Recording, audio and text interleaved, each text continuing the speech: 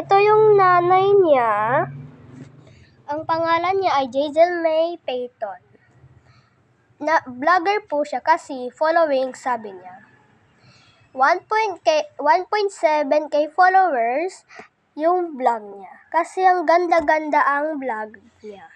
Nagluluto siya ng ulam, Dubai chocolate, yung vegan longganisa, ganon-ganon. Best friend ko at si nanay niya at si daddy niya.